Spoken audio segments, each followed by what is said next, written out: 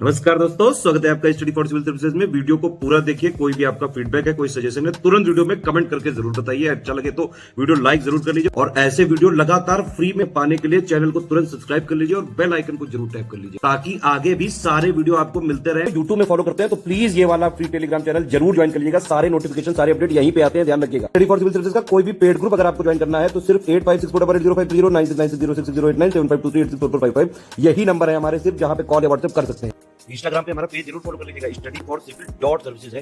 Twitter पे हमको जरूर फॉलो कर लीजिएगा, @study for civils है। सारे क्वेश्चन अटेम्प्ट करिए और स्कोर अपना तुरंत कमेंट करके बताइए। निम्न में कौन सा आयोग तेभागा आंदोलन से प्रेरित था और इसने फसल का 2/3 हिस्से को बटाईदारों को देने की मांग को सही ठहराया था? तो कौन सा ये आयोग था? इस आयोग का आपको नाम बताना है। क्लाइड आयोग था, फ्रॉसेट समिति थी, वेल्वी समिति थी या फिर नियमर आयोग था। ठीक है, तो यहाँ पर जो इसका सही आंसर होगा ये क्या होगा आपका? क्लाइड आयोग। तेभागा आंदोलन बंगाल में केंद्रित था। इसके प्रमुख नेता की बात करें तो कमप्पा राम सिंह और भवन सिंह, ये इसके मेन लीडर्स थे। ठीक है, इसके बाद नेक्स्ट क्वेश्चन पे चलते हैं। यहाँ पर आपको पत्रिका दे रखी है और प्रकाशन स्थल दिया हुआ है। ठीक है, आप लोगों को कमेंट सेक्शन में ये बताना है कि कौन सी मैगजीन यहाँ पर किस ईयर में इसको पब्लिश किया गया। ठीक है, तो ईयर आप लोग बताएंगे, इस चीज़ को मैं आप लोगों पे छोड़ रहा हूँ। ठीक है, सो वंदे मातरम का यहाँ पर दे रखा है आपका, कौन सा सही नहीं है आपको ये चूज़ करना है। ठीक है, वंदे मातरम की बात करें लंदन से प्रकाशित होती थी, एकदम सही है। तलवार की बात करें सैन फ्रांसिस्को, ये यहाँ पर इनकरेक्ट दिया हुआ है। फ्री हिंदुस्तान की बात करें बर्लिन से, वहीं गदर की बात करें तो वैंकूवर से। ठीक है, तो यहाँ पर अगर हम बात करें तलवार, तो तलवार कहाँ से प्रकाशित होती थी ये भी आपको पता होना चाहिए। ये आपका पेरिस से प्रकाशित होती थी। इन सब के ईयर आप लोग बताइएगा। ठीक है, इसके बाद आगे चलते हैं नेक्स्ट क्वेश्चन पे। अगला क्वेश्चन है यहाँ पर कि निम्न में से किसने आत्म उन्नति समिति इसकी स्थापना की? क्या ये सूर्यसेन थे, अनिल राय थे, विपिन बिहारी गांगुली या फिर भगत सिंह? तो देखिए यहाँ पर सही आंसर क्या आएगा आपका? विपिन बिहारी गांगुली, इन्होंने इसकी स्थापना की थी। इसके बाद आगे मूव करते हैं नेक्स्ट क्वेश्चन पे। अगला क्वेश्चन यहाँ पर दिया हुआ है कि निम्न में किसके शासनकाल में मणिपुर को ब्रिटिश साम्राज्य में पूर्णतया मिलाया गया? ये लॉर्ड कर्जन का टाइम पीरियड था, लॉर्ड लिनलिथगो का था, लॉर्ड लेंसडाउन का था या फिर लॉर्ड लिटन का? तो सही आंसर क्या होगा आपका? Lord Lansdowne. अब लॉर्ड लेंसडाउन का टाइम पीरियड क्या रहा था ये आप लोगों को कमेंट सेक्शन में बताना है। इसके अलावा कौन से और पॉइंट हैं लॉर्ड लेंसडाउन के रिलेटेड जो आपके एग्जाम पॉइंट ऑफ व्यू से इंपॉर्टेंट है, ये भी आप कमेंट सेक्शन में बताइएगा। ठीक है, इसके बाद अब नेक्स्ट क्वेश्चन पे चलते हैं। अगला क्वेश्चन यहाँ पर है कि निम्न में से कांग्रेस का पहला अधिवेशन जो कि गांव में हुआ, अब ये कहाँ पर हुआ था आपको ये बताना है। फैजपुर में हुआ, हरिपुरा में हुआ, त्रिपुरी या फिर रामगढ़? तो सही आंसर क्या होगा आपका? फैजपुर। अब फैजपुर की लोकेशन क्या है? बम्बई वाली है। ठीक है, और ये कांग्रेस का इकलौता ऐसा अधिवेशन था जो कि आपका गांव में हुआ, मतलब पहला ऐसा अधिवेशन था जो कि गांव में हुआ। ठीक है, इसके बाद आगे चलें नेक्स्ट क्वेश्चन पे। अगला क्वेश्चन यहाँ पर है कि निम्न में से किस अधिनियम में केंद्रीय व्यवस्थापिका को 2 सदनों में बांटा गया? ठीक है, मतलब in which of the following act the central legislature was divided into 2 houses? अब ये भारत शासन अधिनियम 1919 का है, 1935 का है, 1909 का है या फिर भारत परिषद अधिनियम 1892? तो सही आंसर यहाँ पर क्या होगा आपका?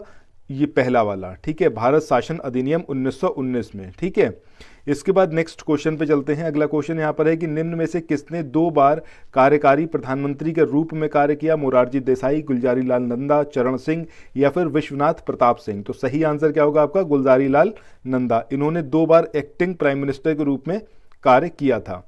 इसके बाद आगे चलें नेक्स्ट क्वेश्चन पे। निम्न में से किस संविधान संशोधन के तहत आर्थिक तौर पर कमजोर वर्ग के लिए आरक्षण का प्रावधान किया गया है?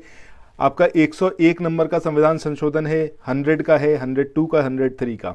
तो सही आंसर क्या आएगा आपका? 103 नंबर का ये आपका संविधान संशोधन है जिसके तहत EWS जो आप लोगों 10% का रिजर्वेशन की बात करी गई है इकोनॉमिकली वीकर सेक्शन के लिए। ठीक है, सो वो इसी संविधान संशोधन के तहत है। इसके बाद आगे मूव करें। नेक्स्ट क्वेश्चन यहाँ पर दिया हुआ है कि कौन सा कथन है जो कि यहाँ पर सत्य नहीं है? 4 स्टेटमेंट दे रखे हैं।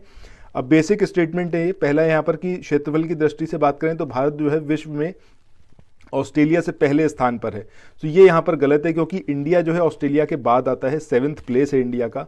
दूसरा स्टेटमेंट है यहाँ पर कि भारत जो है उत्तरी गोलार्ध और पूर्वी गोलार्ध में स्थित है। बिल्कुल सही बात है। भारत का सबसे उत्तरी बिंदु जो नॉर्थ मोस्ट पॉइंट है, नदर्न मोस्ट पॉइंट है, वो क्या है आपका? इंदिरा कॉल, ये सही है। यहाँ पर भारत का सबसे दक्षिणी बिंदु की बात करें तो इंदिरा पॉइंट है जो कि 2004 में आई सुनामी के बाद जलमग्न हो चुका है। This is also correct. तो यहाँ पर जो आपका आंसर होगा वो क्या होगा, पहला वाला। ठीक है, तो पहला वाला यहाँ पर होगा। ऑस्ट्रेलिया से मतलब ऑस्ट्रेलिया के बाद इंडिया का प्लेस आता है। तो यहाँ पर अगर आप देखें तो सबसे पहली कंट्री कौन सी होगी एरिया के पॉइंट ऑफ व्यू से, रशिया, देन कनाडा, फिर चाइना, यूएस, ब्राज़ील, फिर ऑस्ट्रेलिया एंड देन इंडिया। ठीक है, इंडिया का प्लेस कौन सा है, 7th है, ऑस्ट्रेलिया के बाद आता है, जबकि यहाँ पर क्या दिया हुआ था, ऑस्ट्रेलिया से पहले। ठीक है, अब इसके बाद अगर हम बात करें इंडिया के बाद तो अर्जेंटीना, फिर कजाकिस्तान और फिर अल्जीरिया। तो टॉप 10 यहाँ पर आपको याद रखने चाहिए। इसके बाद नेक्स्ट क्वेश्चन की बात करें, यहाँ पर बात करी गई है नोवा मुंडी, ये जो लौह अयस्क क्षेत्र है निम्न में से किस राज्य में है, कर्नाटक, झारखंड, उड़ीसा या फिर छत्तीसगढ़। तो इसका जो सही आंसर होगा वो क्या होगा आपका, झारखंड। ठीक है, इसके बाद आगे चलते हैं नेक्स्ट क्वेश्चन पे। अगला क्वेश्चन यहाँ पर है, भारत में सबसे बड़ा जो जनजातीय समूह है, यानी कि जो सबसे बड़ा ट्राइबल ग्रुप है वो कौन सा है, भील है, सहरिया है, गोंड है या फिर थारू है।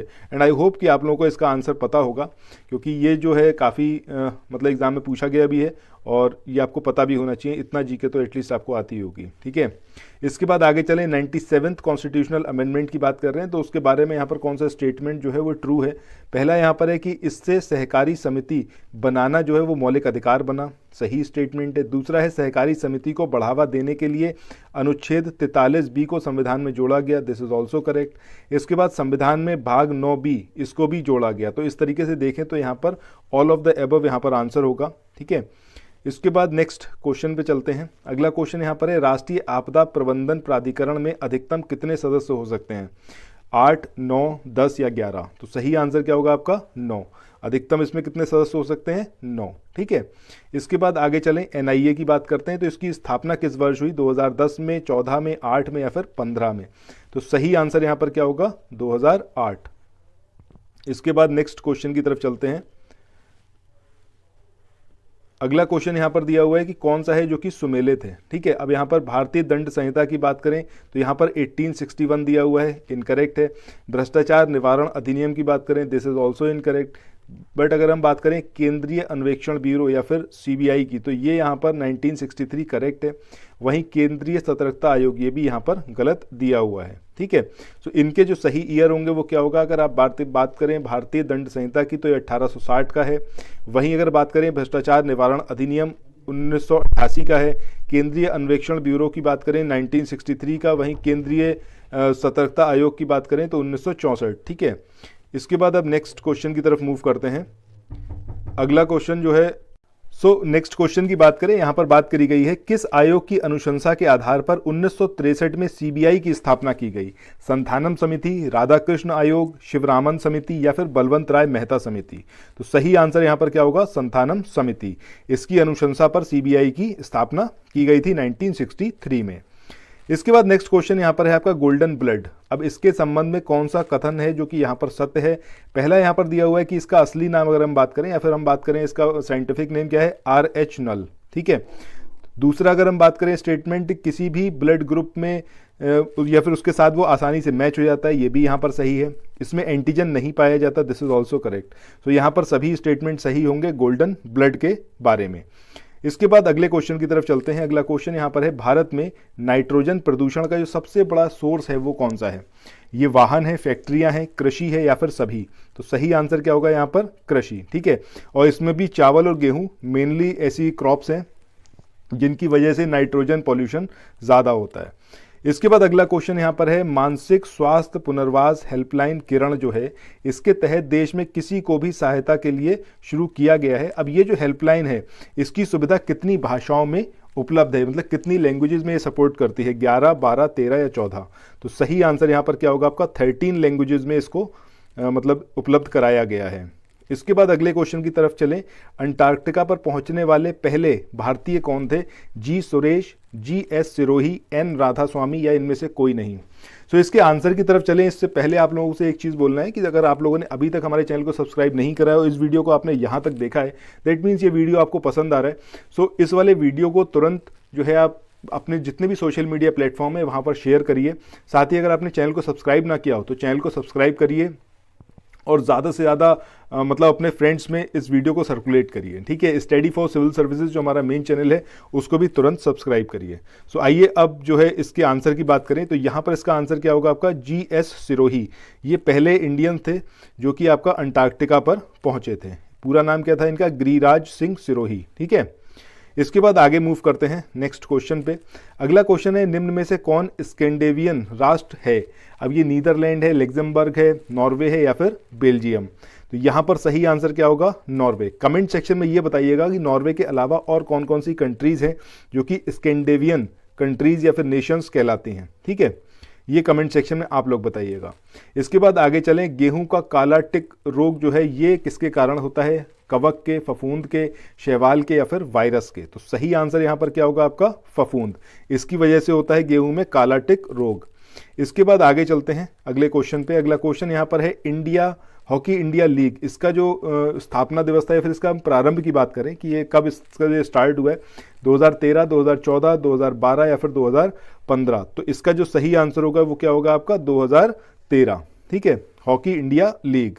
इसके बाद आगे चलें अगले क्वेश्चन पे। क्वेश्चन नंबर 24 है यहाँ पर, जिसमें बात करी गई है कि इसमें से कौन सा है जो सुमेलित नहीं है। एपीकल्चर की बात करें तो ये मधुमक्खी पालन से रिलेटेड है, सही है। सेरीकल्चर की बात करें रेशम कीट पालन से है, सही है। सिल्वीकल्चर की बात करें तो ये आपका सब्जियों की खेती से रिलेटेड नहीं है। वहीं एग्रोनॉमी की बात करें तो ये फसलों की खेती से रिलेटेड है, ठीक है। सो यहाँ पर अगर हम बात करें सिल्वीकल्चर तो आपको याद रखना है कि ये सब्जियों की खेती से रिलेटेड नहीं है, ये किससे है? वन संवर्धन से। अगर आप बात करेंगे सब्जियों की खेती से रिलेशन का तो वो क्या है आपका? ओलेरीकल्चर। इसके बाद अब अगले क्वेश्चन की तरफ मूव करते हैं। अगला क्वेश्चन यहाँ पर दिया हुआ है कि निम्न में 4 कक्षीय हृदय वाला सरीसर्प यानी कि रेप्टाइल ये कौन सा है? क्या ये मगरमच्छ है, सैलामेंडर है, छिपकली है या फिर डेंको है? तो सही आंसर क्या होगा आपका? मगरमच्छ। 4 कक्षीय हृदय होता है। इसके बाद अगला क्वेश्चन, यहाँ पर अगले क्वेश्चन में बात करी गई है, इसमें से कौन है जिसके अंदर क्रेब्स चक्र जो है या क्रेब्स साइकिल ये संपन्न होती है? तो ये राइबोसोम है, माइटोकॉन्ड्रिया है, लाइसोसोम है या फिर आपका एंड्रोप्लाज्मिक रेक्टिकम है? तो कौन सा है इसमें, ये आपको बताना है। देखिए क्रेब्स चक्र की बात करें या क्रेब्स साइकिल की बात करें तो ये संपन्न होती है आपकी माइटोकॉन्ड्रिया में। इसके बाद अगले क्वेश्चन की तरफ चलते हैं। नेक्स्ट क्वेश्चन यहाँ पर है कि यकृत के संबंध में कौन सा यहाँ पर सही है? यहाँ पर आपको स्टेटमेंट दे रखे हैं लीवर से रिलेटेड। तो पहला स्टेटमेंट है कि ये मानव शरीर की सबसे बड़ी ग्रंथि है, दैट इज करेक्ट। दूसरा ये है कि ये शरीर का ताप बनाए रखने में सहायक है, this is also correct. Heparin और फाइब्रोनोजेन ये जो प्रोटीन है इनका उत्पादन करते हैं। तो इस तरीके से ये ऊपर के तीनों स्टेटमेंट सही होंगे। तो आंसर हमारा क्या आएगा? All of the above. Next question की बात करें 28 नंबर की, निम्न एल्युमिनियम उद्योग और सहयोगी राष्ट्र के युग्मों में कौन सुमेलित नहीं है? मतलब यहाँ पर एक तरफ आपको वो एल्युमिनियम उद्योग दे रखे हैं, इंडस्ट्रीज दे रखी हैं जिनको हमने फॉरेन की कंट्रीज के साथ मिलकर जो है उनके सहयोग से डेवलप करा, उनको स्थापित किया। सो आपको बताना है कि कौन सा है जो कि यहाँ पर सही सुमेलित नहीं है। सो यहाँ पर बाल्को दे रखा है सोवियत संघ के बारे में, नाल्को दे रखा है फ्रांस, हिंडाल्को जर्मनी और माल्को दे रखा है आपको इटली, ठीक है। सो यहाँ पर आपको बताना है कि कौन सा सुमेलित नहीं है। सो यहाँ पर हिंडाल्को जो है वो जर्मनी दिया हुआ था, दैट इज इनकरेक्ट। वो किसकी हेल्प से बनाया गया है? यूएसए की हेल्प से। बाल्को की अगर हम बात करें तो इसका पूरा नाम क्या है? Bharat aluminium company. नाल्को की बात करें तो नेशनल एल्युमिनियम कंपनी। हिंडाल्को तो हिंडाल्को इंडस्ट्रीज। और माल्को की बात करें तो Madras aluminium corporation limited. Comment section में आप लोग इनके जो स्थापना ईयर हैं, ठीक है, स्थापना वर्ष, ये आप लोग कमेंट सेक्शन में बताइएगा। बाल्को का भी, हिंडाल्को का भी, नाल्को का भी और माल्को का भी, ठीक है। इसके बाद नेक्स्ट क्वेश्चन की तरफ चलते हैं। 29 नंबर का क्वेश्चन, 2011 की जनगणना के अनुसार देश की कुल साक्षरता दर ये कितनी थी? यानी कि what is the total literacy rate of the country as per 2011 census? 67.5, 67.6, 67.7 या फिर 67.8? तो सही आंसर क्या आएगा आपका? 67.7। इसके बाद मूव करते हैं आज के आखिरी क्वेश्चन पे। आज का आखिरी क्वेश्चन यहाँ पर है कि उत्तर प्रदेश का सबसे छोटा पक्षी विहार ये कौन सा है? पटना पक्षी विहार है, लाख बहोस पक्षी विहार है, चंद्रशेखर पक्षी विहार है या फिर समसपुर पक्षी विहार है? तो यहाँ पर सही आंसर क्या आएगा आपका? पटना पक्षी विहार। ये यूपी का सबसे छोटा पक्षी विहार है, यानी कि बर्ड सेंचुरी है। सो इसी के साथ इस वाले वीडियो को यहीं पर एंड करते हैं। आपको ये सेशन कैसा लगा कमेंट सेक्शन में ज़रूर बताइएगा। और अगर आपने अभी भी हमारे चैनल को सब्सक्राइब नहीं करा है तो तुरंत सब्सक्राइब करिए और इस वीडियो को ज़्यादा से ज़्यादा शेयर करिए। सो फिर मिलते हैं नेक्स्ट वीडियो में। Till then thank you so much, have a nice day, bye bye.